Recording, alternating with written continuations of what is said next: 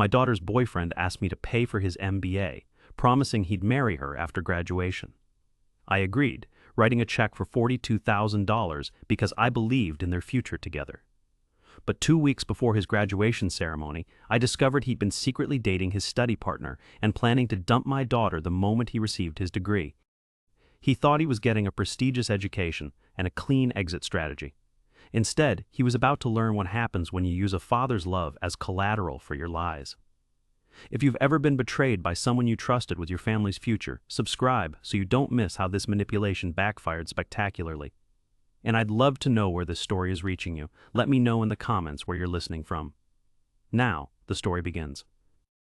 The request came on a Thursday evening in March, delivered over dinner at Romano's, the Italian restaurant where Rebecca had been working as a server while finishing her psychology degree at State University. She'd asked me to meet her and Tyler for what she described as an important family discussion, which in my experience usually meant someone needed money for something they couldn't afford. Tyler Morrison sat across from me, cutting his chicken marsala with the methodical precision of someone who'd practiced eating at expensive restaurants despite being a 24-year-old graduate student whose primary income source was the part-time research assistant position that paid him $18 an hour. "Mr. Williams, thank you for meeting with us tonight," Tyler said, his voice carrying the kind of practiced sincerity that business students learn in their communications classes. "Rebecca and I wanted to discuss our future plans with you." Rebecca reached across the table to take Tyler's hand with the expression of someone who'd found the love of her life and wanted her father's approval for decisions that would affect the next several decades of their shared existence. I'd been watching Tyler's relationship with my daughter for 2 years, during which time he demonstrated the kind of ambition that was either admirable or concerning, depending on whether his goals aligned with Rebecca's happiness or his own advancement. "What kind of future plans are we talking about?" I asked, though I suspected the conversation would eventually involve financial assistance for educational or business opportunities that Tyler couldn't fund through his own resources. "Tyler's been accepted to Northwestern's MBA program," Rebecca announced, her face glowing with pride for her boyfriend's academic achievement. "It's one of the top 5 business schools in the country." Northwestern MBA program. I knew enough about graduate education costs to recognize that Tyler's acceptance letter represented approximately $100,000 in tuition, fees, and living expenses over 2 years of full-time study. "Congratulations, Tyler! That's quite an accomplishment," I said, genuinely impressed, despite my reservations about his motivations for pursuing advanced business education. "Thank you, Mr. Williams. I've been working toward this goal since my sophomore year of college," Tyler replied. "The MBA will open doors to consulting firms and investment banking positions that could provide the kind of career stability Rebecca deserves." The phrase, "career stability Rebecca deserves," was carefully chosen to suggest that Tyler's educational ambitions were motivated by his commitment to my daughter's future welfare rather than his own professional advancement. But Tyler's timing was suspicious. He'd applied to business school during his second year of dating Rebecca, when their relationship was still developing and their future together was far from certain.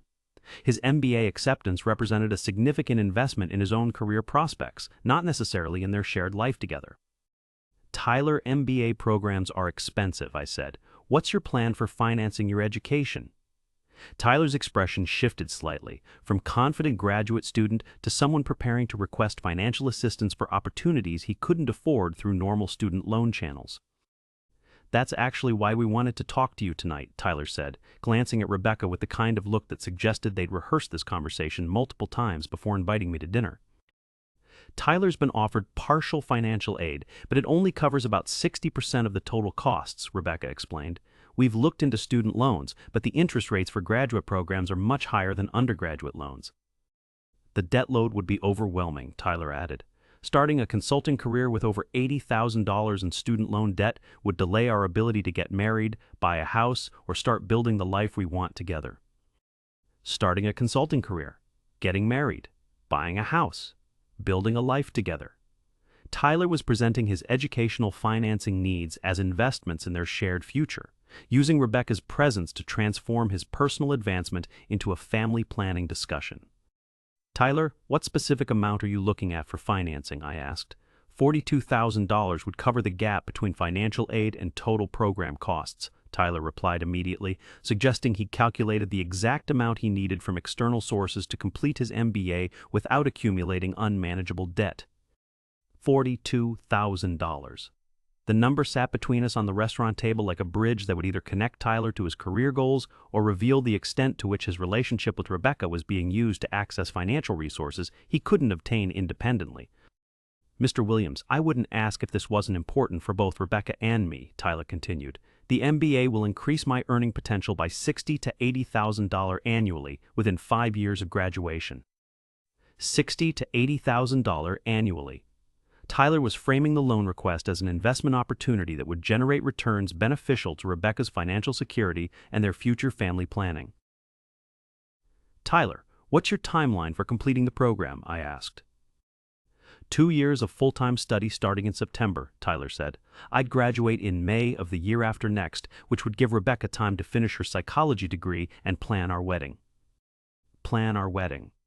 Tyler was assuming that his MBA completion would coincide with marriage to Rebecca, presenting their educational timeline as synchronized preparation for a life together that he was apparently taking for granted. Rebecca smiled at Tyler's mention of wedding planning, clearly viewing his business school acceptance as a milestone that brought them closer to marriage and the kind of stable adult life she'd been dreaming about since high school. But something about Tyler's presentation felt rehearsed and strategic rather than spontaneous and heartfelt. His arguments were too polished, his financial projections too precise, and his assumptions about marriage timing too confident for someone discussing genuine relationship plans with his girlfriend's father. Mr. Williams, I want you to know that I view this as a loan, not a gift, Tyler said.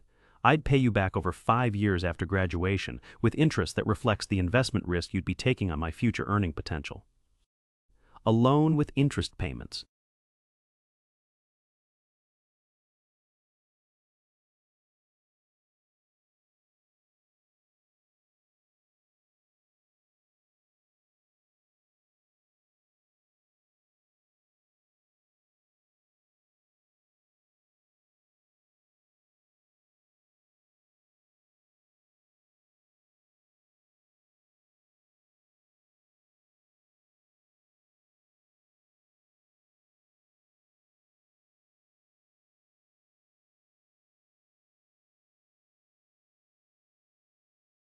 Tyler, what happens if your career doesn't develop according to these projections? I asked. What happens if consulting firms don't offer the salary levels you're expecting? Then I'd still honor the loan agreement, Tyler replied. But Mr. Williams, Northwestern's MBA program has a 97% job placement rate within 6 months of graduation. The risk of career failure is minimal with that kind of institutional support. 97% job placement rate. Tyler had researched his arguments thoroughly, providing statistics that would reassure a potential investor about the likelihood of successful loan repayment. But Tyler's confidence about his post-graduation prospects was based on assumptions about industries and salary levels that could change significantly over the 2 years he'd be studying instead of gaining practical work experience. Most importantly, Tyler's loan request was contingent on his continued relationship with Rebecca, but his MBA program would place him in Chicago while she completed her psychology degree in our home state. 2 years of long-distance relationship while Tyler was immersed in competitive business school culture and Rebecca was finishing her undergraduate education. Tyler, how will you and Rebecca manage the relationship challenges of being in different cities for 2 years? I asked. We've discussed that extensively, Rebecca said quickly. I can visit Chicago regularly, and Tyler will come home during breaks and summer internships. The distance will be temporary, Tyler added. After graduation, I'd look for positions in consulting firms that have offices near our home state, or Rebecca could relocate to Chicago if I find opportunities there. Rebecca could relocate to Chicago. Tyler was assuming that Rebecca would adjust her life plans to accommodate his career development rather than making decisions that prioritized their relationship stability over his professional advancement. Mr. Williams, I love your daughter, Tyler said, his voice taking on the earnest tone that people use when they're trying to convince someone of their sincerity about the most important matters. This MBA represents our chance to build the kind of future that will give Rebecca the security and opportunities she deserves. The security and opportunities Rebecca deserves. Tyler was using my love for Rebecca as leverage to obtain financing for educational goals that would primarily benefit his own career prospects, regardless of how they affected her happiness or our family relationships. Over the next hour, Tyler presented financial projections, career development timelines, and repayment schedules that transformed his MBA financing request into what appeared to be a sound investment in both his future and Rebecca's long-term welfare. But I couldn't shake the feeling that Tyler was more focused on his own advancement than on building a life with Rebecca, and that his loan request was more about accessing resources than strengthening family relationships. By the time we left Romano's, I'd agreed to consider Tyler's proposal, though I hadn't committed to providing the $42,000 he needed to attend Northwestern's MBA program without accumulating overwhelming student debt. That night, I sat in my home office reviewing the financial implications of funding Tyler's graduate education, wondering whether I was being asked to invest in my daughter's future happiness or subsidize someone's career ambitions at the potential cost of her emotional welfare. The decision would determine whether Tyler was genuinely committed to Rebecca or whether he was using their relationship as a source of financing for opportunities he couldn't afford through his own efforts.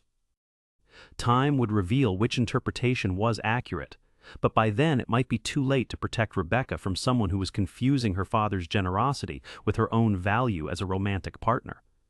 I spent the weekend researching Northwestern's MBA program, consulting fees for recent graduates, and the job placement statistics Tyler had cited during our dinner conversation. The numbers supported his claims about earning potential and career prospects, but numbers don't reveal character or commitment to relationships that might conflict with professional advancement opportunities. By Monday morning, I'd made my decision, not because I trusted Tyler's long-term intentions toward Rebecca, but because refusing to help would damage my relationship with my daughter, who was clearly invested in Tyler's success and their shared future. The check for $42,000 represented nearly 20% of my accumulated retirement savings, money I'd planned to use for my own financial security during the years when I'd be too old to maintain my current income level. But Rebecca's happiness was worth more than my retirement comfort, and if Tyler was genuinely committed to marrying my daughter and building a stable family life, then his MBA would benefit everyone involved in their future together. "Dad, I can't believe you're doing this for us," Rebecca said when I called to tell her about my decision to fund Tyler's business school education. "Tyler's going to be so relieved." Tyler's relief. Not gratitude, not appreciation, but relief that someone else would be handling the financial burden of his career advancement while he focused on academic success and professional networking. "Rebecca, I want you to understand that this money is an investment in your future together," I said. "I'm trusting Tyler to honor his commitments to you and to the loan repayment schedule we discussed."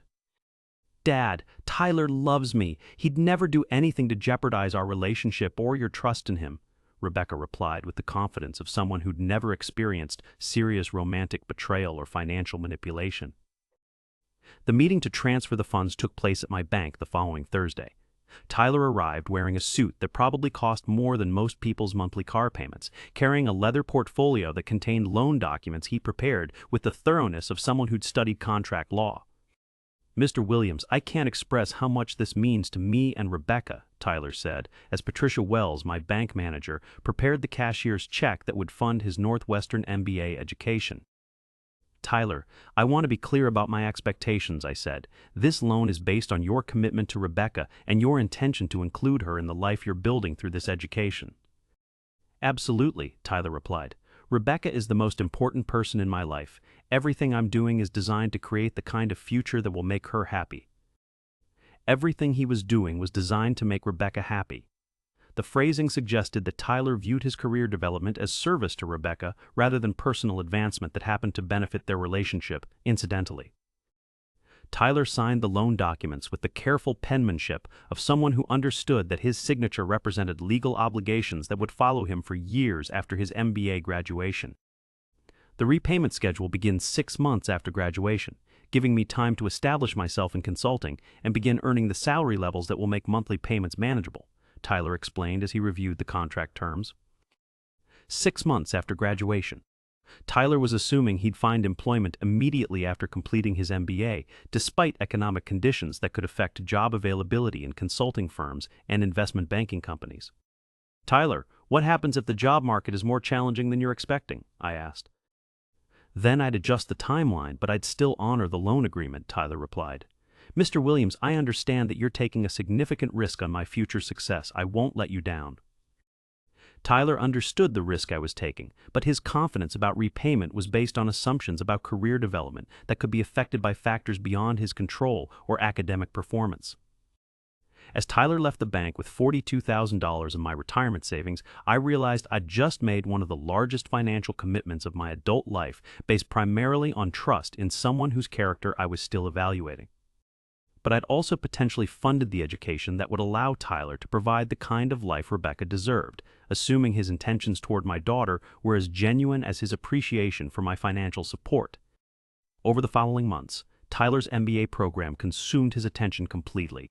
His phone calls to Rebecca became less frequent, his visits home were limited to major holidays, and his conversations increasingly focused on case studies, internship opportunities, and networking events with classmates and corporate recruiters. "Dad, Tyler's just really busy with school," Rebecca explained when I asked about their relationship during Tyler's first semester at Northwestern. "MBA programs are incredibly demanding, especially at top-tier schools." Tyler was busy with school, but his busyness seemed to be expanding to fill all the time that might otherwise be devoted to maintaining his relationship with Rebecca through regular communication and emotional support. "How often are you talking to each other?" I asked Rebecca. "We text every day, and we have long phone calls every weekend," Rebecca said. "Plus, I visit Chicago once a month, and Tyler comes home for breaks." Every weekend phone calls and monthly visits. The relationship was being maintained through scheduled contact rather than spontaneous communication that suggested Tyler was thinking about Rebecca during the ordinary moments of his daily life. But long-distance relationships require extra effort to maintain emotional connection, and Tyler's academic responsibilities legitimately demanded significant time and attention during his first year of MBA study. 6 months into Tyler's program, I received updates about his academic performance that suggested the $42,000 investment was generating the kind of educational success that would support strong career prospects after graduation. "Tyler made Dean's List first semester," Rebecca reported with pride. "His professors think he has real potential for consulting firms that recruit from Northwestern." Dean's List academic performance. Tyler was succeeding academically and professionally, which supported his predictions about post-graduation earning potential and loan repayment capability. But I also noticed that Rebecca's conversations about Tyler increasingly focused on his academic and professional achievements rather than their relationship development or future planning discussions. "Rebecca, have you and Tyler talked about wedding plans or timeline decisions?" I asked during one of our regular dinner conversations. "We're waiting until after graduation to make concrete plans," Rebecca said. "Tyler wants to establish himself in his career before we take on the additional responsibilities of marriage." Waiting until after graduation. Tyler was prioritizing his career establishment over relationship development, which was practical, but suggested that Rebecca's importance in his life planning was secondary to his professional advancement. Over the following months, I began noticing changes in Rebecca's demeanor when she discussed Tyler. Less excitement about their future together, more anxiety about his availability for communication, and increasing uncertainty about their post-graduation plans. "Dad, sometimes I feel like Tyler's becoming a different person," Rebecca confided during one of our conversations 8 months into his MBA program. "He talks about networking events and internship opportunities, but he doesn't seem as interested in discussing our relationship or what happens after he graduates." Tyler was becoming a different person, or he was revealing aspects of his character that had been concealed during the first 2 years of their relationship when he'd been focused on obtaining financing for his educational goals. "Rebecca, what specific changes have you noticed?" I asked. "He's more focused on impressing his classmates and professors than on maintaining our relationship," Rebecca said. "When I visit Chicago, he spends half the time talking about people I don't know and opportunities that don't include me." Tyler was building a life in Chicago that didn't naturally include Rebecca, which might be normal for someone pursuing intensive graduate education, but could also indicate shifting priorities about their shared future. "He's also been less responsive to my calls and texts," Rebecca continued. "Sometimes he doesn't respond for days, and when he does, his messages feel rushed or distracted." Less responsive communication, days without replies. Rushed or distracted messages. Tyler's relationship maintenance was declining even as his academic performance and professional networking were apparently succeeding. But I was hesitant to voice my concerns about Tyler's commitment because Rebecca was clearly struggling with her own doubts about their relationship stability, and adding my skepticism might damage her confidence in decisions she needed to make independently. Instead, I decided to make an unannounced visit to Chicago to see Tyler's life and behavior firsthand, rather than relying on Rebecca's interpretations of changes that might reflect normal graduate school stress or more serious character revelations. The investigation would either confirm that Tyler was genuinely committed to Rebecca despite the challenges of maintaining a long-distance relationship during demanding academic programs, or reveal that my $42,000 investment had funded someone's escape from obligations he'd never intended to honor. Either way, I needed to understand what Tyler was actually doing with the education I'd funded and whether his behavior toward Rebecca justified the trust I'd placed in his character and intentions. Some investments in other people's futures can only be evaluated through direct observation of how they use the opportunities provided through family generosity and financial sacrifice. Tyler was about to discover whether I was content to trust his progress reports or whether I required independent verification of claims about commitment, character, and intentions toward my daughter's future happiness. The trip to Chicago began as a surprise visit to check on Tyler's progress and ended as the most educational 48 hours I'd spent since Rebecca had started dating someone whose character I'd been financing rather than truly understanding. I called Tyler's MBA program office Wednesday morning, identifying myself as a family friend who wanted to surprise him with a visit. The student services coordinator provided his class schedule and confirmed that he'd be on campus until late afternoon. Northwestern's business school occupied a modern building that radiated the kind of academic prestige that justified high tuition costs and created networking opportunities worth $42,000 in educational investment. Tyler was exactly where the coordinator had indicated he'd be, sitting in a study lounge with 4 other students working on what appeared to be a complex case analysis that required multiple laptops, reference materials, and the kind of intense collaboration that characterizes competitive graduate programs. But Tyler wasn't alone with his study group. He was sitting close enough to touch a young woman whose body language suggested a relationship that extended beyond academic partnership, whose interaction with Tyler reflected the kind of comfortable intimacy that develops over months of shared time and attention. I watched from across the lounge for 20 minutes, observing Tyler's behavior with someone who clearly knew him well enough to finish his sentences, laugh at his humor, and maintain the kind of sustained eye contact that indicates romantic interest rather than purely academic collaboration. The woman was beautiful in the polished way that business school students cultivate through expensive clothes, professional grooming, and the confidence that comes from knowing you're being educated for leadership positions in prestigious companies. More importantly, she was present in Tyler's daily life in ways that Rebecca couldn't be from 300 miles away, sharing his academic challenges, professional networking, and social activities with other MBA students who were building careers and relationships simultaneously. When Tyler's study group took a break, I approached their table with the casualness of someone who'd happened to encounter a familiar face during routine business travel. "Tyler, what a surprise seeing you here," I said, watching his face shift from casual student mode to the careful politeness required when your girlfriend's father appears unexpectedly in your graduate school study environment. "Mr. Williams, what brings you to Chicago?" Tyler asked, standing up to shake hands with the kind of composed reaction that suggested he was comfortable with surprise encounters and confident about his ability to manage unexpected social situations. "Business meeting downtown," I lied smoothly. "Thought I'd stop by to see how school's going and maybe take you to dinner if you're available." Tyler glanced at the woman he'd been studying with, a quick look that communicated information I wasn't intended to understand, but which suggested coordination about how to handle my unexpected presence. "Mr. Williams, I'd like you to meet Amanda Chen, my study partner for advanced corporate strategy," Tyler said. "Amanda, this is Rebecca's father." Rebecca's father.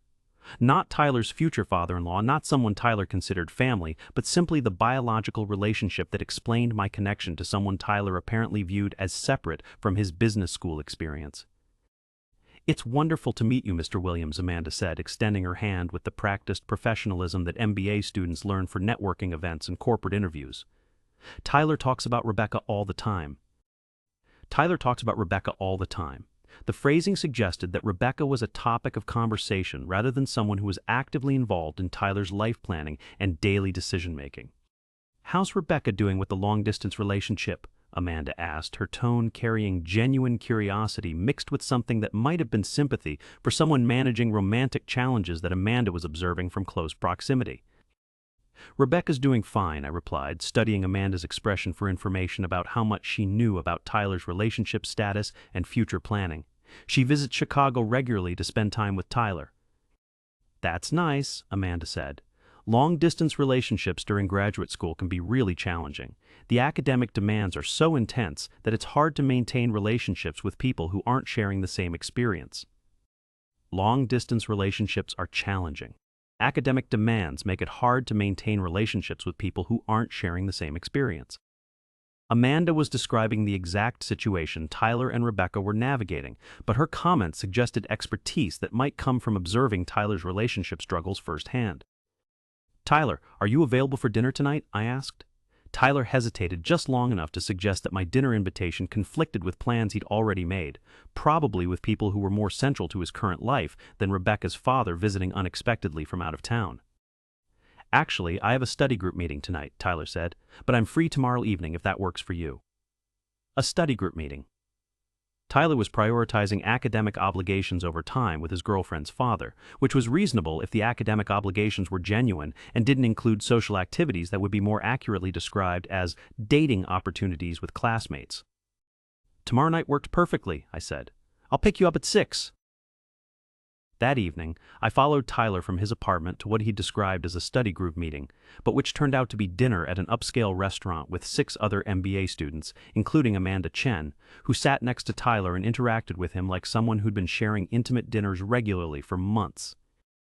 The group's conversation focused on internship opportunities, consulting firm recruiting, and social events that suggested a level of integration into business school culture that required significant time and emotional investment. But most revealing was Tyler's behavior toward Amanda.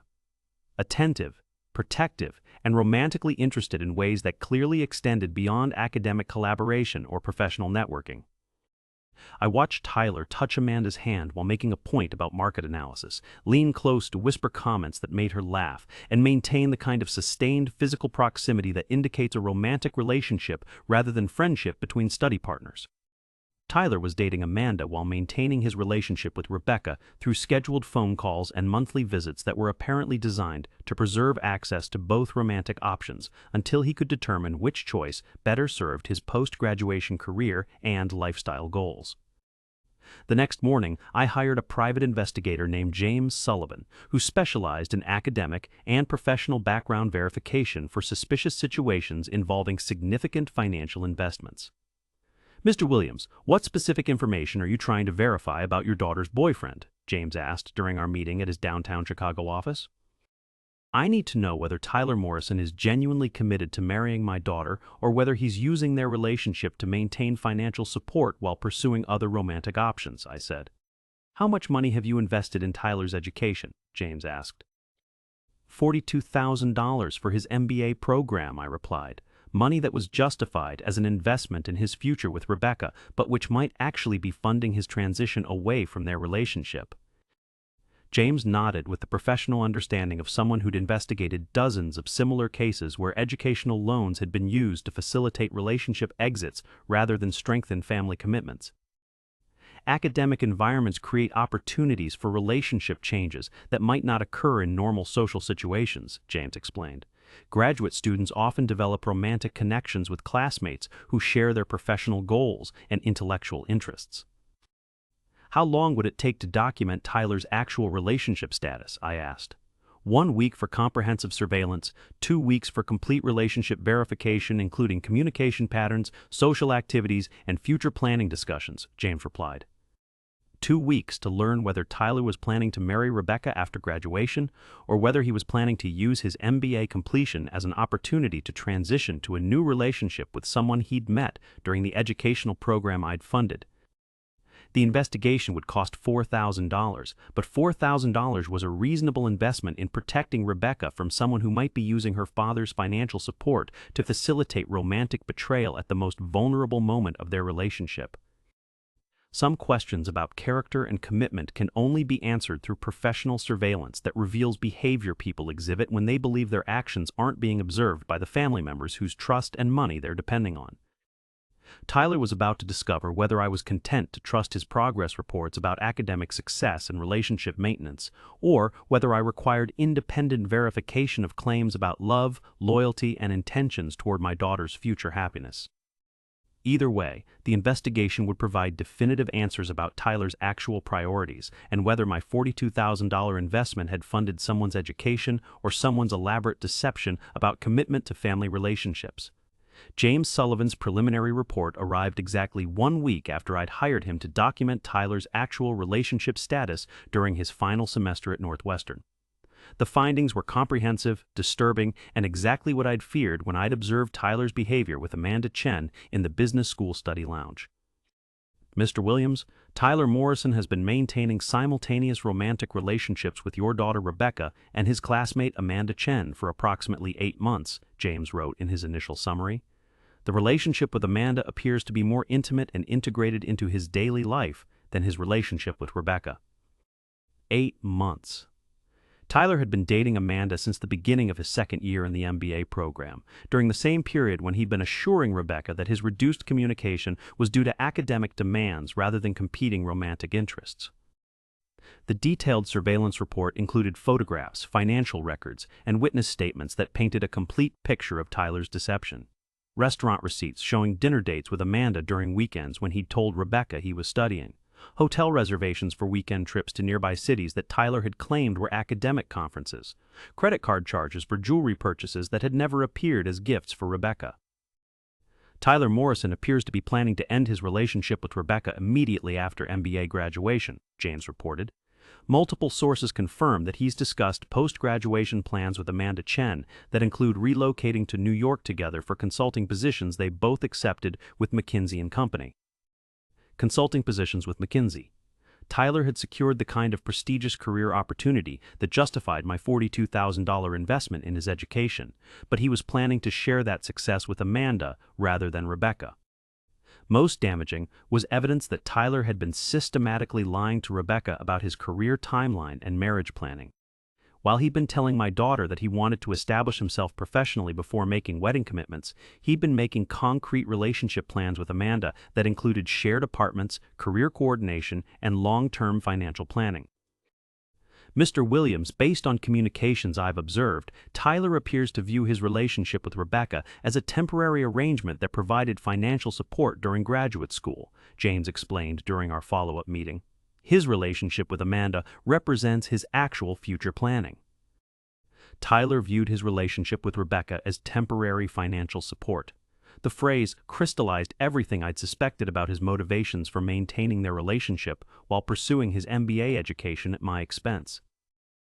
James had documented conversations between Tyler and his business school friends where he described Rebecca as sweet but not ambitious enough for consulting culture, and Amanda as the kind of partner who understands high-performance careers. Sweet, but not ambitious enough.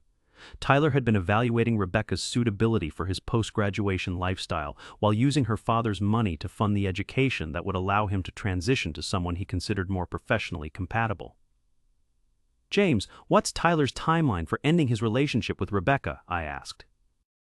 Based on apartment lease agreements and job start dates, Tyler appears to be planning to break up with Rebecca approximately 2 weeks after graduation, James said.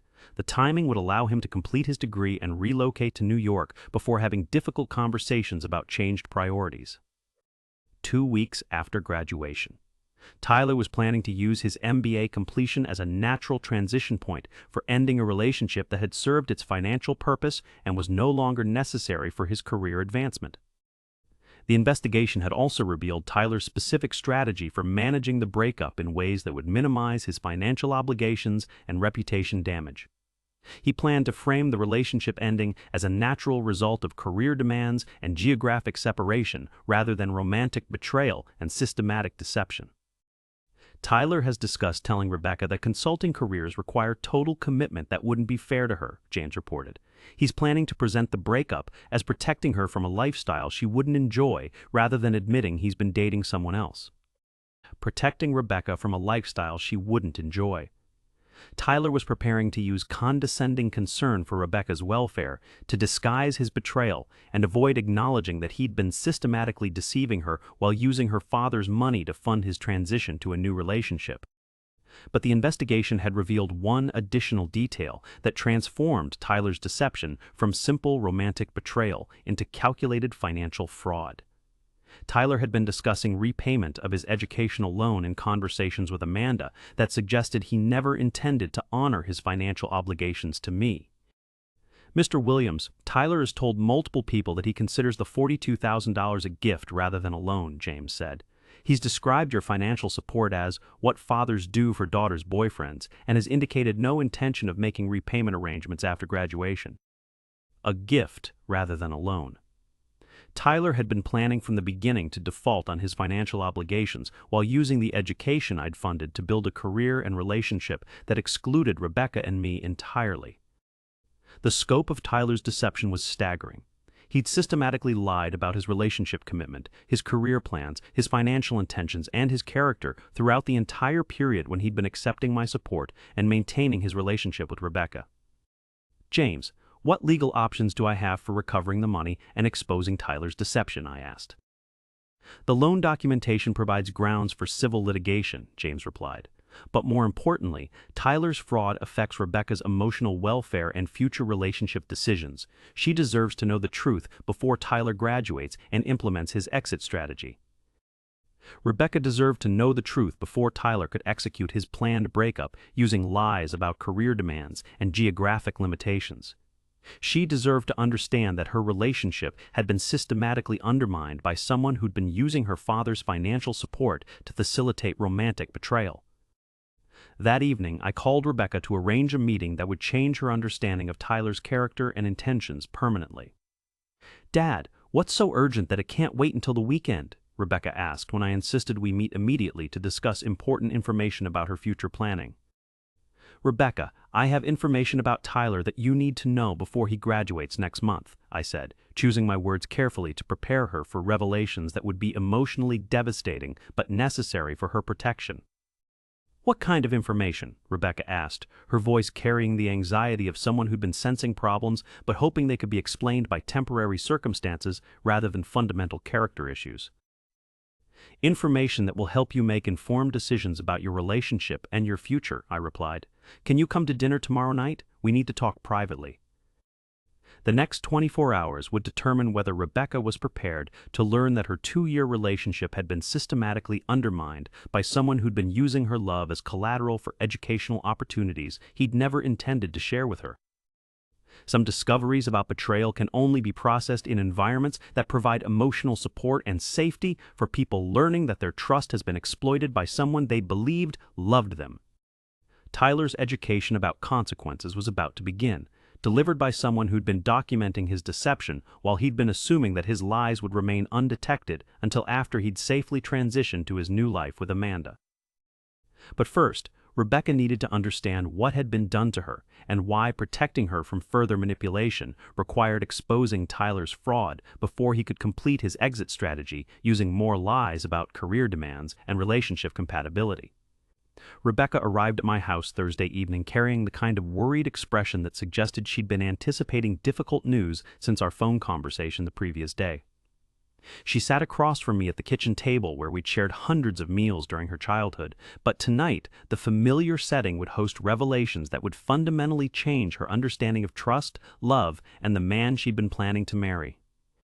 "Dad, you're scaring me," Rebecca said as I spread James Sullivan's investigation report across the table. "What's this about Tyler?"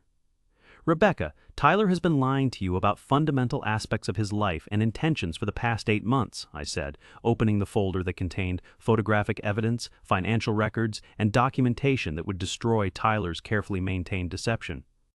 "What do you mean lying? About what?" Rebecca asked, her voice carrying the defensive tone that people use when they're being told things they don't want to believe about people they love. I showed Rebecca the first photograph James had taken outside Tyler's apartment building. Tyler and Amanda walking hand in hand toward his apartment, carrying groceries and behaving like a couple managing shared domestic responsibilities. Tyler has been dating Amanda Chen, his study partner, since the beginning of his second year at Northwestern, I explained. They'd been living together part-time and planning their future careers around shared employment opportunities in New York. Rebecca stared at the photograph with growing comprehension and disbelief.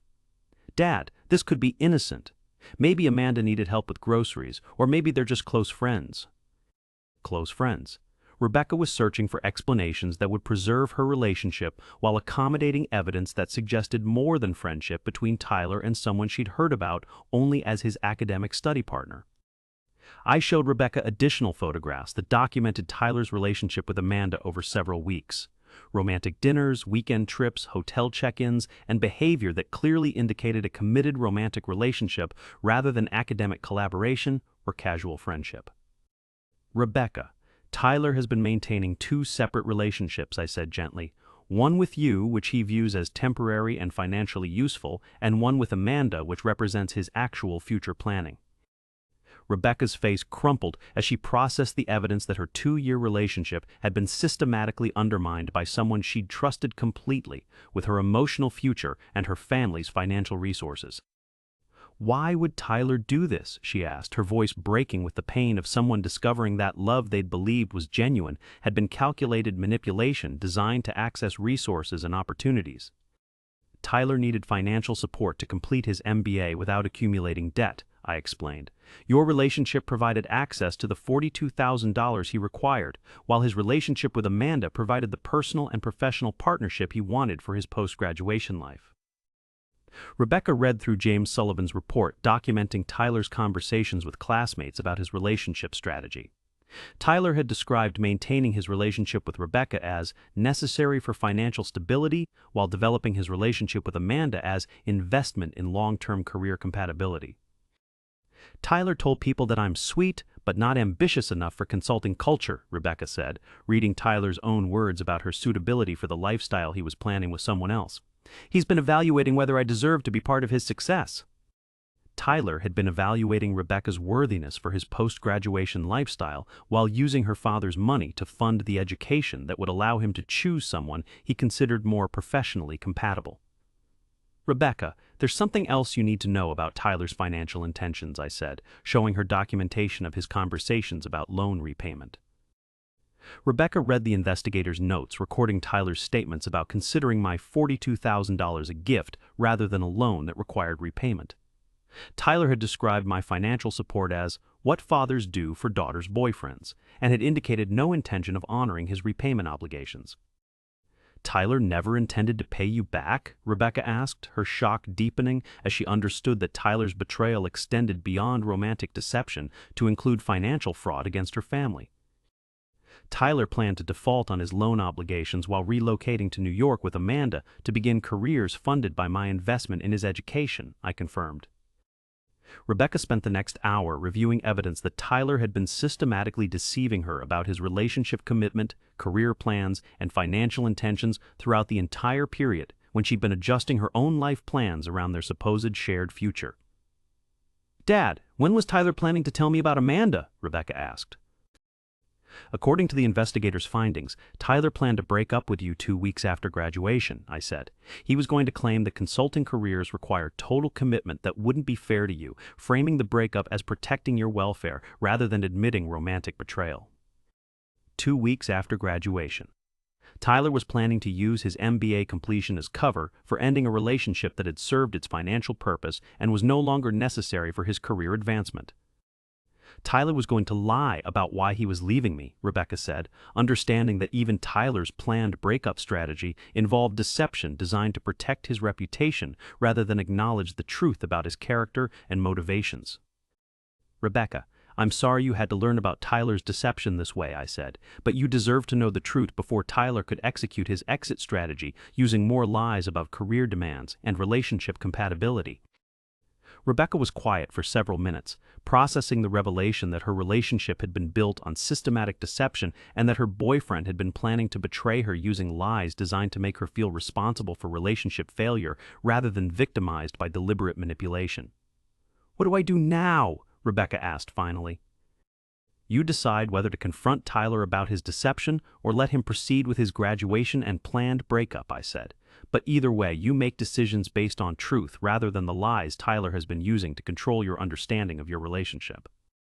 That night, Rebecca made a decision that would determine whether Tyler's deception was exposed publicly or allowed to proceed according to his carefully planned timeline. "Dad, I want to attend Tyler's graduation ceremony," Rebecca said. "I want to see him receive the degree you paid for while he's sitting next to Amanda and planning his future without me." "Rebecca, that could be emotionally difficult," I warned. "I know," she replied, "but Tyler needs to see me there knowing that I understand exactly what he's been doing and what kind of person he really is." Rebecca was planning to attend Tyler's graduation as a witness to his success and as a reminder that his achievement had been built on betrayal of people who trusted him with their love and financial resources. The graduation ceremony would provide the perfect opportunity to confront Tyler about his deception in front of his classmates, professors, and family members who'd been celebrating his academic achievement without understanding how it had been funded through systematic, romantic, and financial fraud. Tyler's education about consequences was about to begin, delivered in the setting where he'd planned to celebrate his transition from deception-dependent student to independently successful consultant. Some lessons about character and integrity can only be taught in environments that provide appropriate audiences for revelations about betrayal, manipulation, and the true cost of using other people's love as collateral for personal advancement. Tyler was about to discover that graduation ceremonies can celebrate academic achievement while simultaneously exposing the character deficits that made academic success possible through family exploitation rather than personal merit. Northwestern's graduation ceremony took place on a perfect Saturday morning in May, with families gathering to celebrate MBA students who'd completed 2 years of intensive study designed to prepare them for leadership positions in prestigious consulting firms and investment banks. I sat in the audience wearing my best suit, watching Tyler receive recognition for academic achievement that had been funded entirely by my retirement savings and facilitated through systematic deception of my daughter, who was sitting beside me with the composed dignity of someone prepared to witness her boyfriend's success while understanding its true cost. Tyler's parents had traveled from Pennsylvania to attend their son's graduation, proud of his acceptance into McKinsey & Company and grateful for the financial support that had allowed him to complete his MBA without accumulating overwhelming student debt.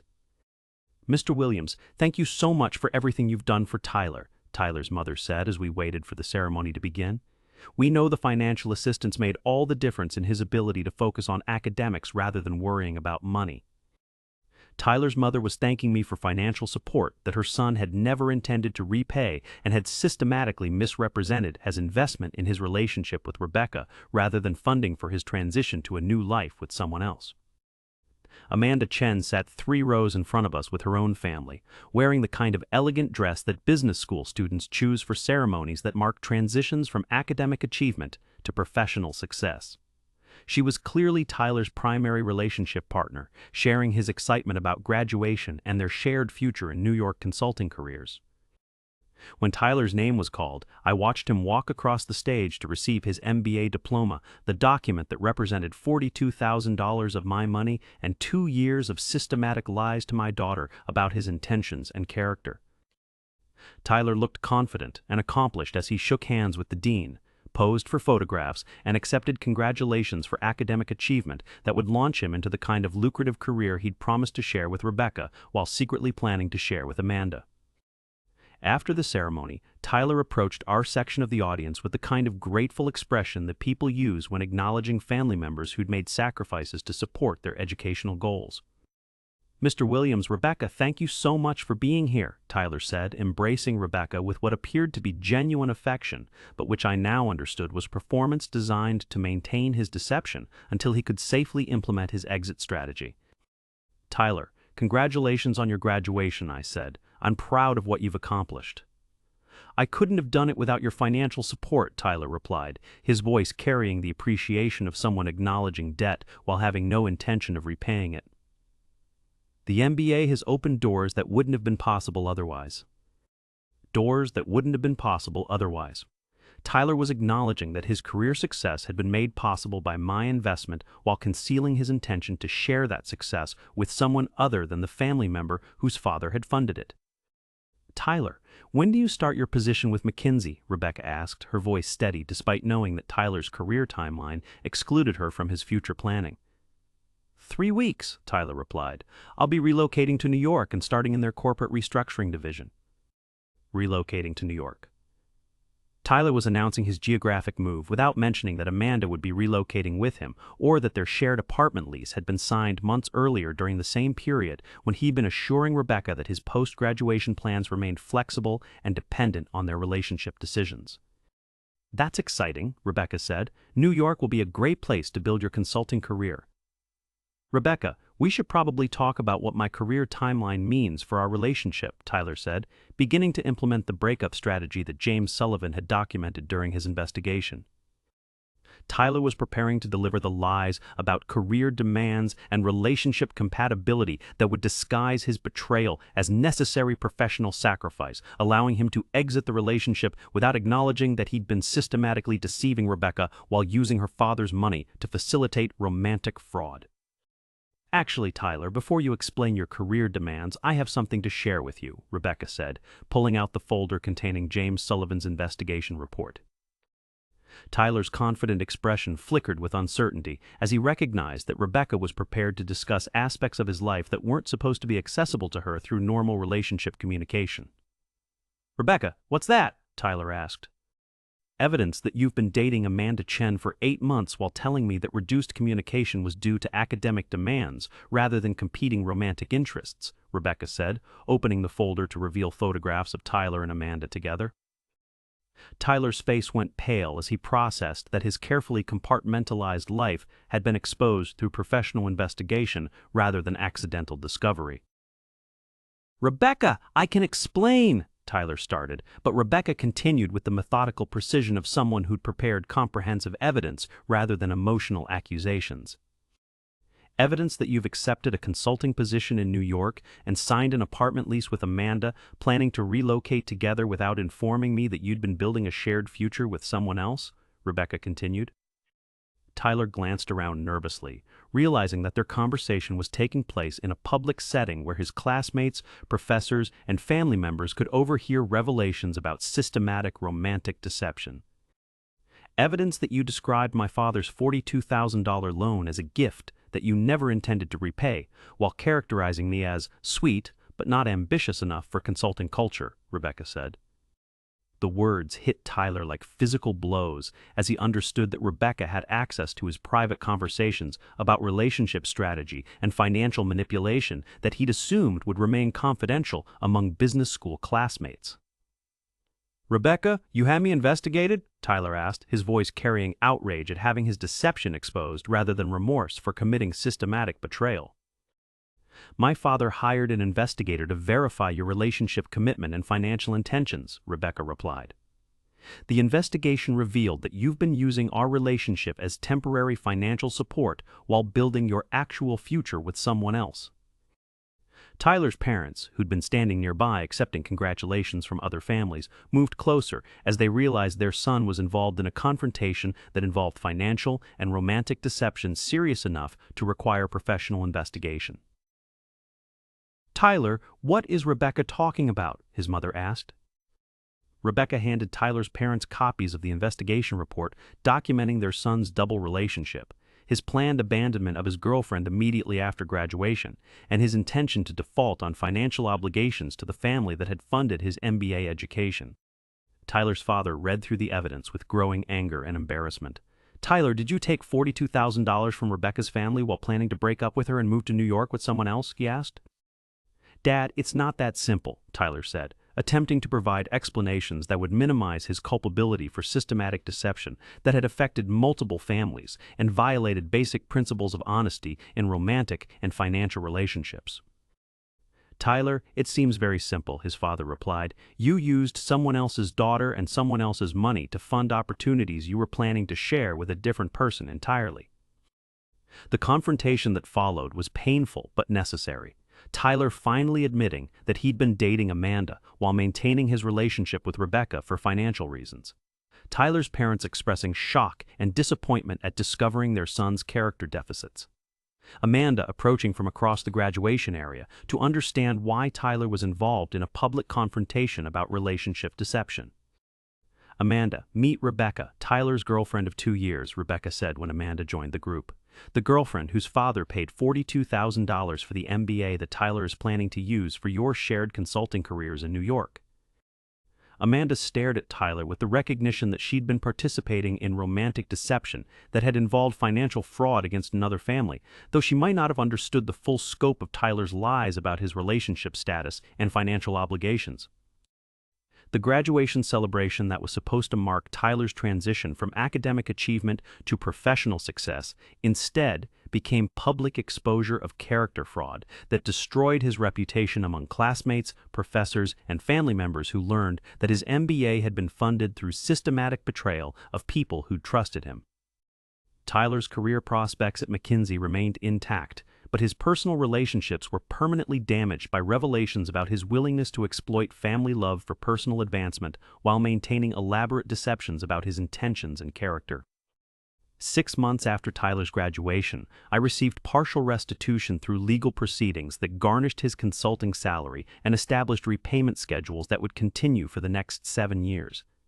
Tyler's default on his loan obligations had been prevented through court intervention, but the financial recovery was less important than protecting Rebecca from someone who'd viewed her as temporary financial support rather than genuine romantic partnership. Rebecca returned to her psychology studies with a deeper understanding of manipulation and deception that would serve her well in future relationships and professional work with people who'd experienced similar betrayals. The education she'd received about character evaluation and trust verification was expensive but valuable preparation for making better decisions about future romantic partnerships. A year after Tyler's graduation, I established the Williams Foundation for Educational Fraud Prevention, using money recovered through Tyler's forced restitution payments. The foundation educated families about verifying romantic and financial commitments before providing educational loans that could facilitate relationship deception.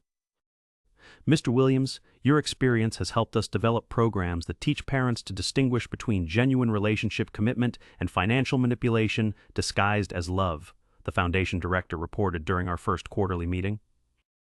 The foundation served over 100 families in its initial year, providing resources that helped people establish verification procedures for educational loan requests while maintaining appropriate family support for genuine romantic partnerships that deserved financial assistance.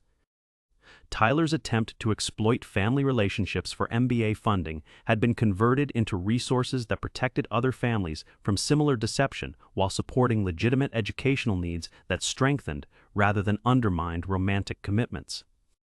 2 years after his graduation, Tyler married Amanda in a small ceremony that was not attended by anyone from my family. His consulting career flourished, but his reputation for character and integrity never recovered from the revelation that his professional success had been built on systematic betrayal of people who'd trusted him with their love and financial resources. Some people only learn about consequences through complete exposure of their deception in settings that reveal their character to everyone whose respect they value. Some education about trust and commitment can only be provided by people who refuse to enable manipulation, regardless of family relationships or financial investments.